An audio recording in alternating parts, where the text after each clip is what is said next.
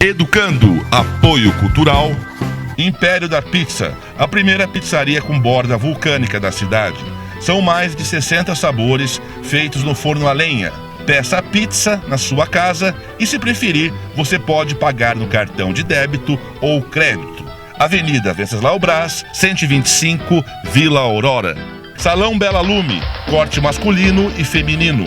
Escova progressiva, alongamento de cílios, unha de fibra de vidro, maquiagem e penteados para noivas e debutantes. Além de massagem, depilação e limpeza de pele. Tudo com os melhores produtos e equipamentos de última geração. Rua Coronel Afonso, 471, Centro. G5 Imóveis.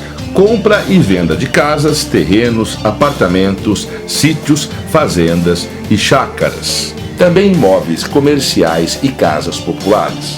A G5 é credenciada na venda dos principais condomínios e loteamentos de Itapetininga. Venha nos visitar. Para sua comodidade, temos um amplo estacionamento.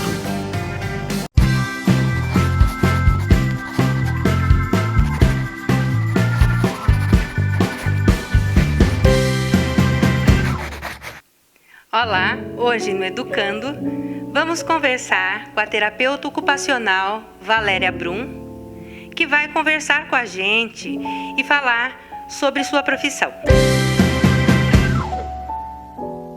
Olá, Valéria, tudo bem? Tudo bem. Valéria, para começar, vamos explicar para as pessoas o que é a terapia ocupacional. Bom, terapia ocupacional é tratamento através da ocupação. É o tratamento através de uma atividade. E aí o terapeuta ocupacional avalia os componentes do desempenho, né? São os desempenhos afetivo, físico, cognitivo, social, psicossocial, através dessa avaliação. Só que assim, só existe terapia ocupacional quando existem os 3 pilares, que é o profissional, o paciente e a atividade. Sem esse triângulo de interação, não existe a terapia ocupacional. Algumas pessoas falam, eu preciso relaxar, vou fazer crochê. Então acha que está fazendo terapia ocupacional. Isso não é terapia ocupacional. A terapia ocupacional é uma profissão da saúde, que tem áreas biológicas, neuroanatomia, bioquímica, psicologia. Então, dentro desse aspecto, é avaliado o paciente em toda a disfunção dele. A TO, ela tem vários campos de atuação. Conta pra gente aonde pode atuar uma TO. Hospitais, ambulatórios, a saúde do escolar, no social, na saúde mental, saúde do trabalhador também. Hoje nós vamos focar assim mais na área educacional. Na escola, qual é o seu trabalho? Bom, normalmente assim, nós damos orientação ao professor, né? Quando uma criança, aquilo que eu falei, ela está com uma questão de desempenho, né? Desempenho escolar. Então vamos pensar assim, vamos pensar numa criança com paralisia cerebral, né? Então essa criança, ela necessita de um apoio no mobiliário. O terapeuta ocupacional ele vai avaliar como essa criança vai ter a postura nesse mobiliário, nessa cadeira, a espuma necessária para ela, a mesa, se ela precisa ser mais alta, mais baixa, o posicionamento dos braços, para a liberação dos braços, se ela precisa de um controle cervical, porque às vezes ela cai e precisa de uma inclinação, de uma prancha para inclinar. Tudo isso para facilitar o quê? O desempenho, a atividade, né? A execução. As crianças que têm síndrome de Down, elas têm a hipotonia. Como você trabalha com essas crianças? Bom, depende da fase, né, que a criança vem. Então, o bebê síndrome de Down, normalmente ele tem um atraso global. Então, nós orientamos com posturas, com almofadas que adequam a postura, e orientamos a questão sensorial, porque o bebê síndrome de Down também, às vezes, recebe poucas informações através dos canais sensoriais, que são a visão, a audição, estímulos proprioceptivos de movimento, né? Então, nós orientamos a melhor postura, a melhor brincadeira para que essa criança receba e faça o seu desenvolvimento e consiga adquirir melhores informações no seu desenvolvimento. Uma criança que está na fase escolar, a gente trabalha um tempo como fazer com que ela fique mais atenta, utilizando, por exemplo, instrumentos, dispositivos, através, por exemplo, de um lápis preto na folha branca, para que ela não saia daquilo, né, daquela tensão. Um lápis emborrachado, né, faz o treino da grafia também, através da forma como ele prende, como que ele pega esse lápis.